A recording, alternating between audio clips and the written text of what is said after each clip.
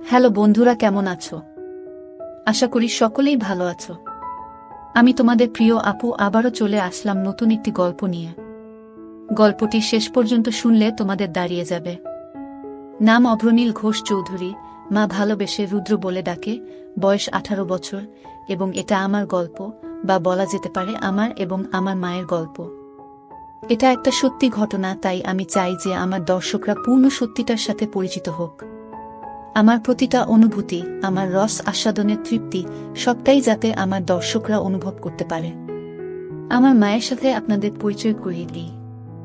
আমার মায়ের নাম শ্রীমতী জয়শ্রী ঘোষ চৌধুরী, বয়স 38 বৎসর।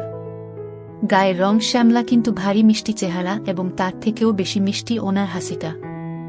মায়ের মনটা ভারী সরল, তবে বুদ্ধি তীক্ষ্ণ। কিন্তু যত বুদ্ধি, সব বাইরের জগতের ক্ষেত্রে।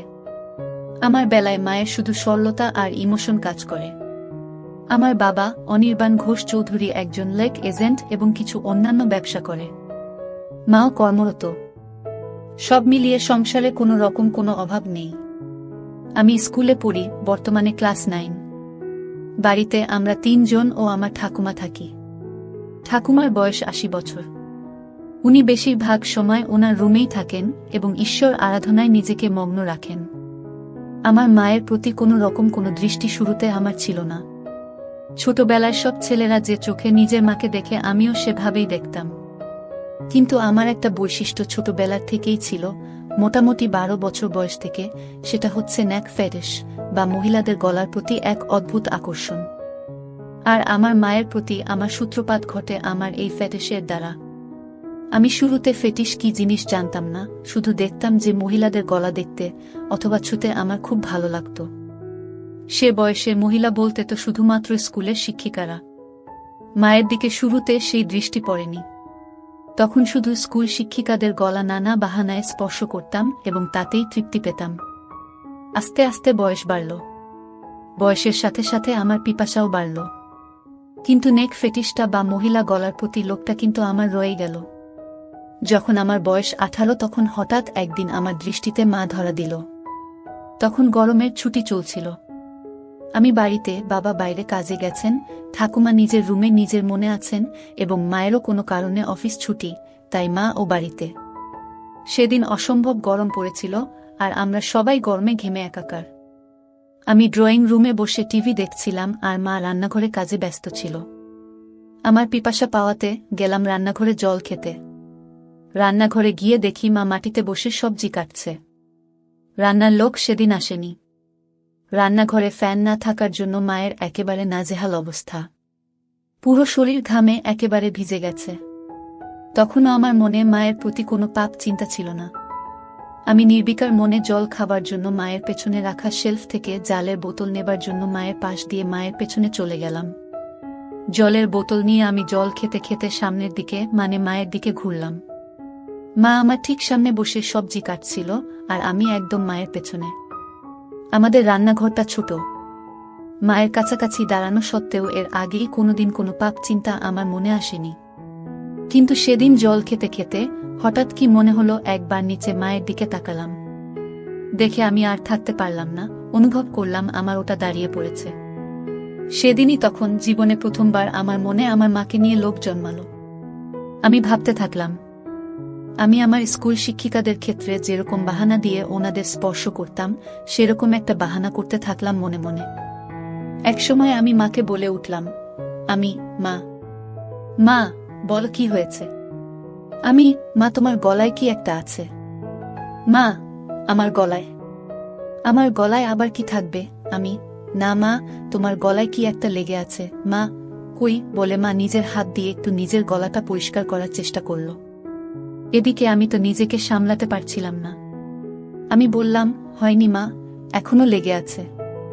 মা নিজের ঘামে ভেজা গলা আর ঘাড় হাত দিয়ে মুছতে মুছতে বলল, এখনো আছে? কি লেগে আছে রে? আমি দূর থেকে বুঝতে পারছি না। আমাকে তোমার গলার কাছে গিয়ে দেখতে হবে। মনে হয় পিঁপড়ে বা এমনি নোংরা। আমি তোমার গলার কাছে এসে দেখব মা, কি লেগে আছে। মা, আচ্ছা থাক লেগে। আমার গলায় কি লেগে আছে না আছে তোকে দেখতে হবে না। তুই পড়তে বসকে, যা। শুধু পড়ায় ফাঁকি দেয়া। সকাল থেকে তো পড়তেই বসলি না। আমার মনটা খারাপ হয়ে গেল। ভাবছিলাম এই সুযোগটা হাতছাড়া হয়ে গেল বুঝি। কিছু একটা করতে হবে। আমি বললাম, হ্যাঁ যাচ্ছি পড়তে, কিন্তু তোমার গলায় ওটা লেগেই থাকবে। দেখতে কেমন একটা লাগছে। মা, কি এমন লেগে আছে রে? কি? এই বলে মা আবার নিজের 2 হাত দিয়ে নিজের গলাটা ভালো করে ম্যাসাজ করার মতো ডলে পরিষ্কার করার চেষ্টা করল। আমি, উহু, এখনো লেগে আছে, যায়নি। আসলে তোমার গলাটা ঘামে ভিজে আছে তো তাই বোঝা যাচ্ছে না। এদিকে আসলে মায়ের গলায় কিছু ছিলই না শুরু থেকে। মা তো আর সেটা জানত না, তাই মা আমার নাটক ও পাপ বুদ্ধিটাও বুঝতে পারছিল না। মা এবার খানিকটা বিরক্ত হয়েই বলল, দাঁড়াতো, আয়নায় গিয়ে দেখি। আমি ভাবলাম, যা সর্বনাশ। আয়নায় দেখলে তো মা বুঝে যাবে যে মায়ের গলাতে কিছু লেগে নেই আর আমার কার্যসিদ্ধি হবে না। সাথে সাথে আমি বলে উঠলাম, মা আমি তোমার গলাটা পরিষ্কার করে দেব? তুমি আবার কেন উঠবে মা? আচ্ছা ঠিক আছে দে, কিন্তু তাড়াতাড়ি করে পড়তে যা, কোনোরকম কোনো ফাঁকিবাজি না।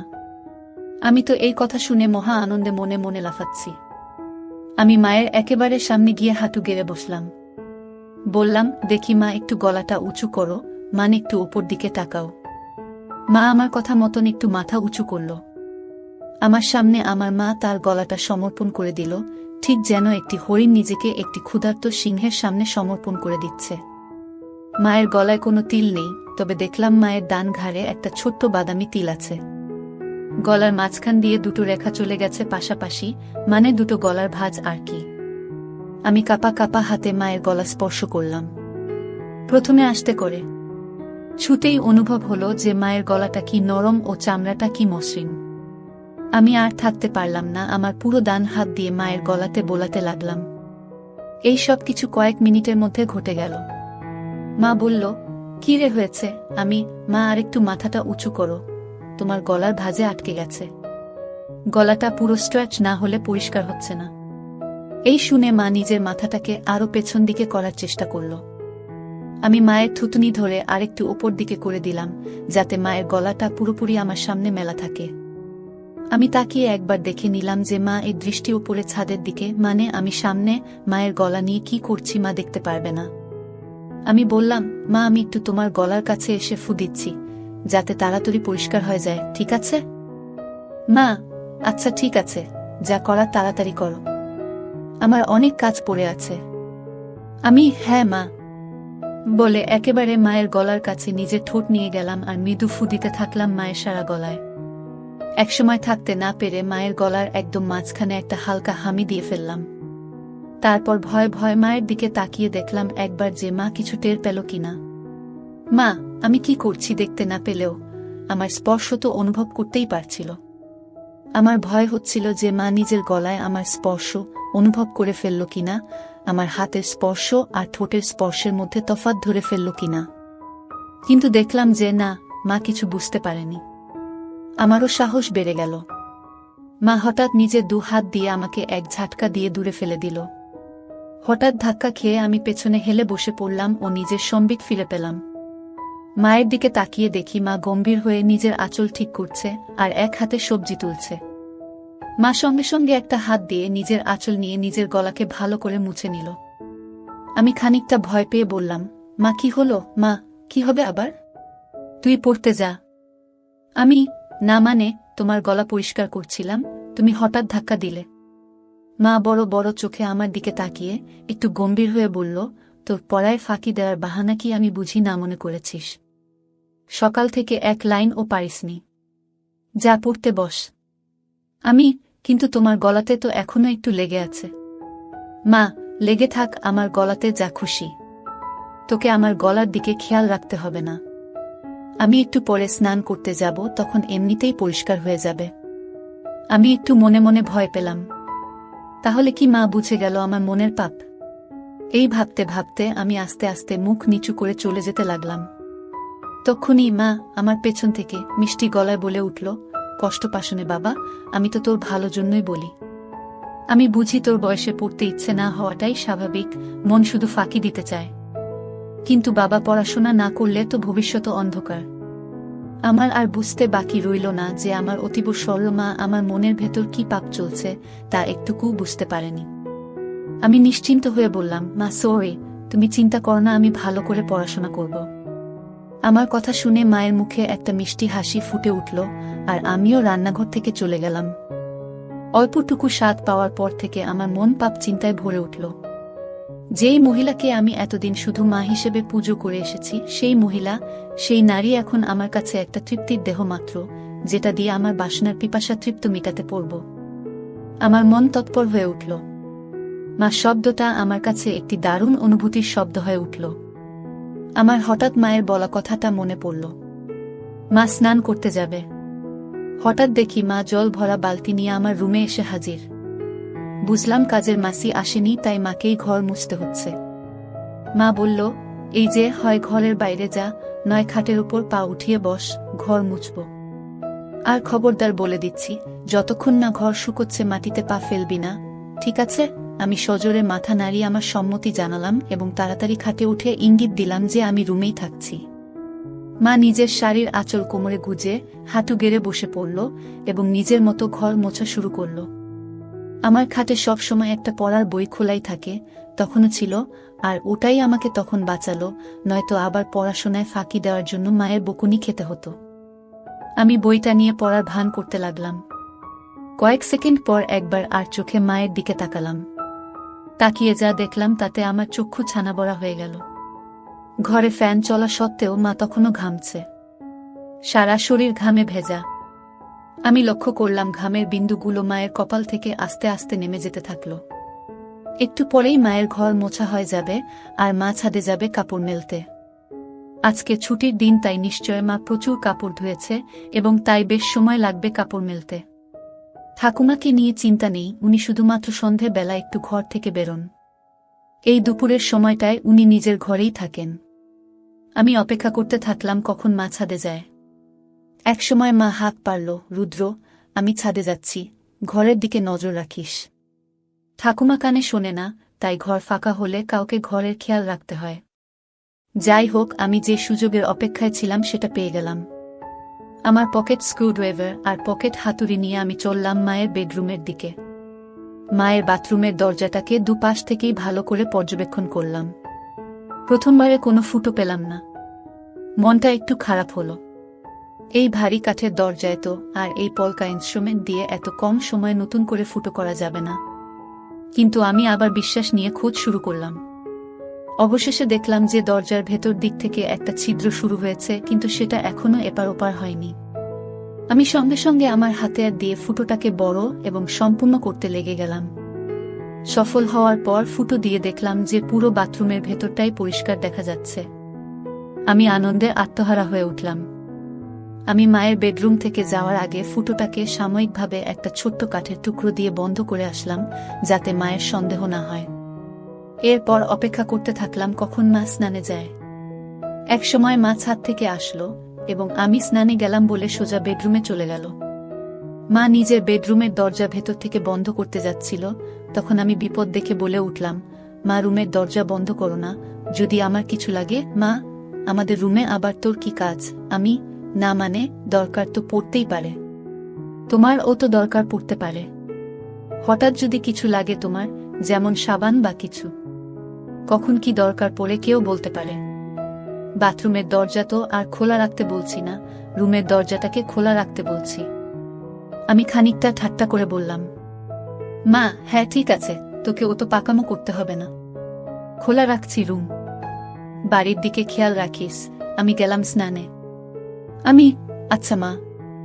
মা বাথরুমে ঢোকার 2 সেকেন্ডের মধ্যে আমি মায়ের রুমে ঢুকে একেবারে বাথরুমের দরজার সামনে চলে গেলাম। স্ক্রুড্রাইভার দিয়ে খুঁচিয়ে দরজার ফুটোটার থেকে কাঠের টুকরোটা বের করতে আমার বেশি সময় লাগলো না। আমার সামনে তখন আমার সযত্নে তৈরি করা দরজার বড় ফুটোটা খোলা। আমার মনে হচ্ছিল যেন স্বর্গের জানালা কেউ খুলে দিয়েছে আমার চোখের সামনে। নিজেকে সামলাতে না পেরে আমি আস্তে আস্তে নিজের চোখটা ফুটোর দিকে নিয়ে গেলাম। মনে নানান ভাবনা চলছে। আমার হৃৎপিণ্ড এত জোরে লাফাচ্ছিল যেন শরীরের বাইরে বেরিয়ে আসবে। এত জোরে বুকে শব্দ হচ্ছিল যে ভয় হচ্ছিল মা না শুনতে পেয়ে যায়। ভাবছিলাম যে আজকে আমি যেটা দেখব এটা পৃথিবীর যে কোনো ছেলের জন্য নিষিদ্ধ। আমি বুঝলাম মা এখনই বেরোবে বাথরুম থেকে। আমি সাথে সাথে ফোনের রেকর্ডিং স্টপ করলাম। দরজার ফুটোটাকে আবার কাঠের টুকরো দিয়ে সযত্নে বন্ধ করে দিলাম ছুট নিজের ঘরের দিকে। নিজের ঘরে পৌঁছনো মাত্র শুনতে পেলাম মা বাথরুমে থেকে বেরিয়ে এসেছে। মনে মনে হাফ ছেড়ে বাঁচলাম। আমার মনে তখন পরম আনন্দ, যেন বিশ্ব জয় করে এসেছি। আমার মন ব্যাকুল হয়ে উঠল মাকে পাওয়ার জন্য। মনে মনে প্ল্যান ভাবতে থাকলাম, কিন্তু কোনো প্ল্যান মাথায় আসছিল না। এদিকে মায়ের অফিস শুরু হয়ে গেল। মাকে একা পাওয়ার সুযোগ হচ্ছিল না। আমার মন তরপাতে থাকল। দিনের পর দিন আমি মন মরা হয়ে যেতে থাকলাম। পড়ায় মন বসছিল না। টিউশন টিচারের কাছ থেকে আমার নামে নালিশও আসে মায়ের কাছে। মা আমাকে নিয়ে একদিন বাবার সাথে সন্ধেবেলা বসে। জিজ্ঞেস করে কি হয়েছে আমার, বোঝায় ভালো করে পড়তে। কিন্তু আমি কি আর আসল কারণটা বলতে পারি, তাই চুপ করে বাবা মায়ের কথা শুনি এবং হজম করি। এভাবে বেশ কিছু দিন কেটে যায়। আমার মানসিক ও শারীরিক পরিস্থিতির উন্নতি হয় না।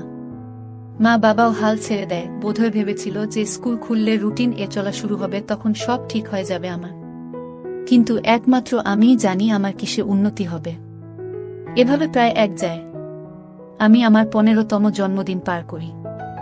আমি আর নিজেকে শান্ত রাখতে পারতাম না। মাকে ধরার সময় নিয়ন্ত্রণ হারিয়ে মায়ের গলায় কামড়ে দিলাম। অমনি মা আমাকে ঠেলে সরিয়ে দিয়ে বলল, শর্ত রুদ্র, বেয়াদব কথাকার, আজকাল একটু বেশিই গায়ে পড়ছিস। আমার এসব ভালো লাগে না। গরমের মধ্যে গা ঘেঁষাঘেঁষি। আগে তো এরম করতিস না তুই। আমি কি যে বলো মা। কেন? আমি তো তোমাকে আদর করে আগেও ধরতাম। মাসে যাই হোক, হফতে ওই হিন্দি আর ইংরেজি সিরিয়াল সিনেমা দেখে তোর এইসব ভীমরতি চেপেছে। আমাদের বাঙালিদের মধ্যে ছেলেরা বড় হয়ে গেলে মায়ের থেকে দূরে দূরে থাকে, এরম গা ঘেঁষাঘেঁষি করে না। আর তুই তো একটু বেশিই করিস। ধরার পর কি আমার গলায় ঘাড়ে কামড়ে দিস? এতে পরে আমার ব্যথা করে। 2 বার তো দেখেছি কাল সিটে পড়ে গেছে। এটা কি তোর নতুন কোনো দুষ্টুমি শুরু হয়েছে নাকি আমার উপর রাগ করে আমার বকুনির প্রতিশোধ নিস তুই? আমি তো মায়ের কথা শুনে পাথরের মতন দাঁড়িয়ে ভয় পাচ্ছিলাম আর ভাবছিলাম যে মা তবে আমার মায়ের গলায় হামি দেয়া কামড়ানোটা টের পেয়েছে প্রতিবার। আর সেটাই তো স্বাভাবিক। আমিই বোকা, পাপের চোটে জ্ঞানশূন্যর মতো ওভার কনফিডেন্ট হয়ে যাচ্ছিলাম আস্তে আস্তে। এখন কি হবে? আবার ভাবলাম মা টের পেয়েছে ঠিকই, কিন্তু তার ছেলের আসল মতলবটা এখনো বুঝতে পারেনি। এটা ভাবা মাত্র আমার মনে একটু সাহস আসলো। আমি বললাম, কি যে বলো মা তুমি, এটাতে আমার আবার কি দুষ্টুমি? আমার সব বাঙালি বন্ধুরাও তো তাদের মাকে ভালোবেসে এভাবে ধরে।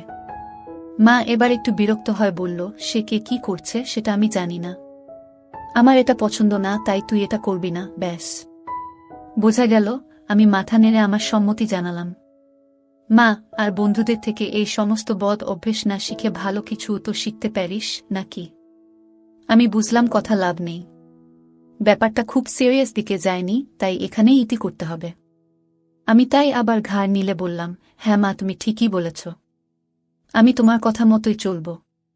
মা এটা শুনে নিজের রুমে চলে গেল, আর আমিও আমার রুমে হাত দিয়ে কাজ সেরে নিলাম।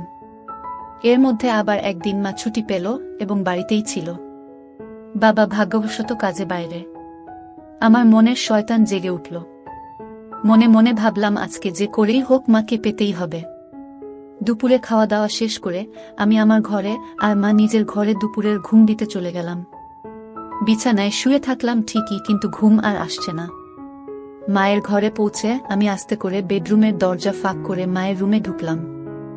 ঢুকে দেখি মা বিছানার একদম এক ধারে এসে দরজার দিকে পাশ ফিরে শুয়ে আছে। আমিও এবার নিশ্চিন্ত হয়ে মায়ের পাশে খাটের উপর বসলাম। মা বাদিকে কাত হয়ে শুয়েছিল। আমি এবার সাহস করে মায়ের গলার একদম কাছে চলে গেলাম। কিন্তু বিপদ ঘটল তারপরেই। মায়ের ঘুম সাথে সাথে ভেঙে গেল, আর মা আমাকে ধাক্কা মেরে ফেলে বিছানায় উঠে বসল।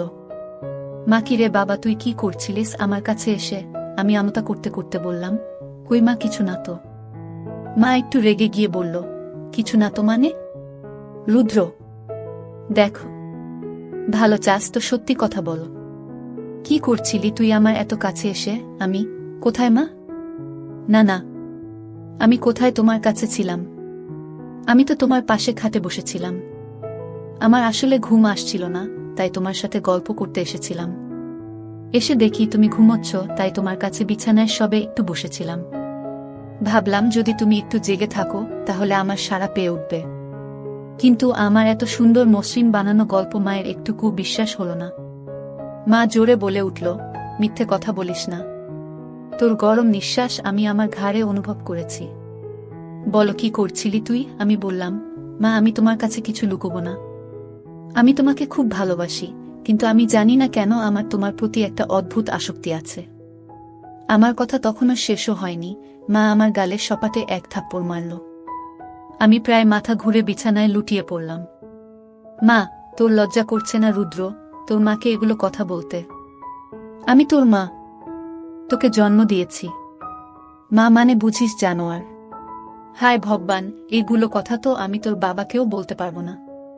তোর বাবা তো আর তোকে মারতে পারবে না, নিজেই হয়তো মরে যাবে।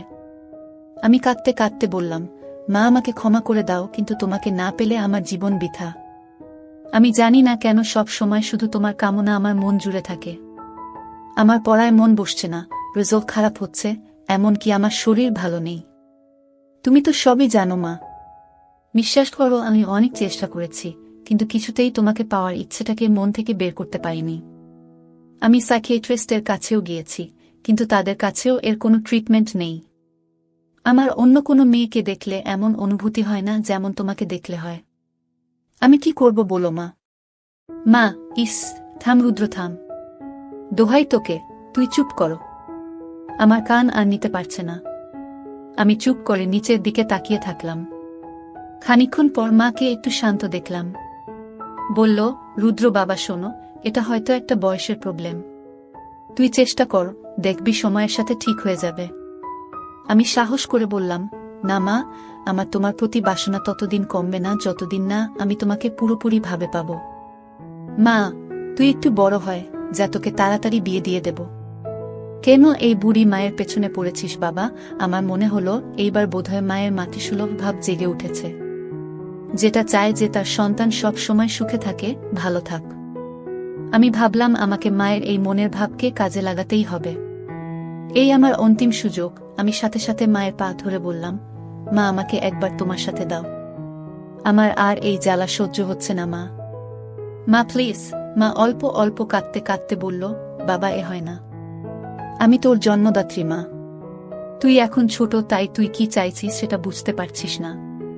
এটা হয় না বাবা, প্লিজ বোঝ। আমি খেয়াল করলাম যে মায়ের মুখে আর রাগের কোনো চিহ্ন নেই। মা পুরো ইমোশনাল হয়ে আছে। আমি মনে মনে ভাবলাম, এখনই খেলতে হবে। আমি সোজা হয়ে বসে আমার দু হাত দিয়ে মায়ের দু কাঁধ ধরে ফেললাম আর মায়ের একদম কাছে চলে গিয়ে বললাম, মা প্লিজ একবার দাও। সব ঠিক হয়ে যাবে, প্রমিস। আর কোনো দিন তোমাকে বিরক্ত করব না। কোনো দিন কোনো কারোর সাথে দুষ্টুমি করব না। ভালো করে পড়াশোনা করব, ভালো রেজাল্ট করব। প্লিজ মা, প্লিজ। আমি বলতে বলতে একটা হামি খেলাম আর বলতে থাকলাম, প্লিজ মা। মা গো, জাস্ট একবার প্লিজ। আর কিচ্ছু চাই না, শুধু একবার দাও। মা হঠাৎ একটা চিৎকার করে উঠল। আমি ভয় পেয়ে মায়ের মুখ আমার হাত দিয়ে চেপে ধরলাম আর মাকে বিছানায় ফেলে মায়ের ওপর চেপে বসলাম। মায়ের বোধহয় দম আটকে যাচ্ছিল, আমাকে ইশারা করে বলল যে হাত সরাতে। আমি আস্তে করে হাত সরালাম। দেখি মা কিছু বলছে না, শুধু চুপ করে ছাদের দিকে তাকিয়ে আছে। আমি মন্ত্রের মতো শুধু বলে যাচ্ছি, মা প্লিজ। একসময় মা বলে উঠল, রুদ্র তুই কি কোনোভাবেই মানবি না? আমি, না মা, তোমাকে আমার চাই চাই। মা প্লিজ রাজি হয়ে যাও, প্লিজ। বোধহয় মা বুঝতে পেরেছিল যে আমি কিছুতেই মানবার পাত্র নই। মা একটা দীর্ঘশ্বাস ফেলল আর মুখটাকে আমার দিক থেকে সরিয়ে ডান দিকে ঘুরিয়ে বলল, ঠিক আছে। আমি যেন আমার কানকে বিশ্বাস করতে পারছিলাম না। এ যেন স্বপ্ন পূরণ। বুঝলাম যে মা নিজের ছেলের খুশির জন্য নিজেকে সমর্পণ করে দিচ্ছে।